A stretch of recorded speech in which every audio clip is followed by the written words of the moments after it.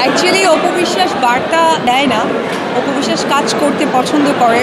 So let's see, দেখা যাক। আজকের আউটফিটটা নিয়ে যদি একটু জানতে চাই।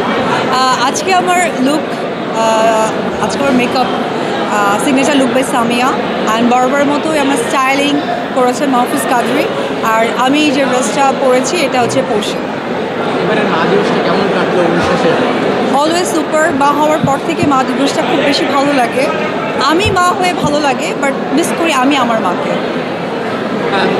এই যে নানান আলোচনা সমালোচনা মাঝে মাঝে মাথা ছাড়া দিয়ে ওঠে আসলে, আপনিও দেখেছেন রিসেন্ট একটা ইস্যু নিয়েও হয়তো চোখে পড়েছে আসলে।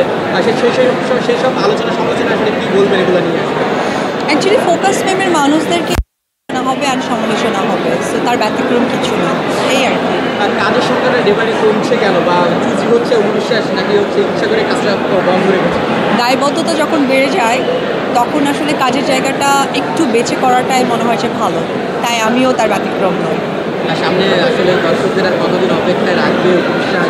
আর ভালো কাজের জন্য আমি নিজেও অপেক্ষা করছি, অ্যান্ড আমি ট্রাস্ট করি আমার যারা ফ্যান ফলোয়ার, যারা আমাকে সাপোর্ট করে, তারাও ঠিক ওয়েট করবে। ঈদে দেখি যে অবিশ্বাস সিনেমা হলে গিয়ে সিনেমাগুলো উপভোগ করে সবার যেগুলো আছে আসলে। এবারের ঈদটা আসলে কেমন দেখলে এবং আগামী ঈদটা কেমন হচ্ছে মনে করে?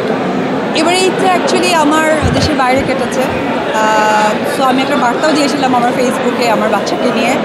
আর ঈদের সিনেমা দেখা হয়ে ওঠেনি, কারণ অপবিশ্বাস চিত্রনায়িকার পাশাপাশি একজন ব্যবসায়ীও, ব্যবসাতে একটু মনোযোগী হয়েছে। সো ভেরি সুন দেখে ফেলবো এক এক করে, এবার প্ল্যান আছে। বরবাদ দেখা হয়েছে কিনা? স্পেসিফিক না, যেহেতু চলচ্চিত্রের সব কিছু সিনেমাই আমার, আর ডেফিনেটলি বরবাদ হচ্ছে আমাদের ঘরের ছবি। সো এখনও কোনোটাই দেখা হয়নি, বাট দেখবো।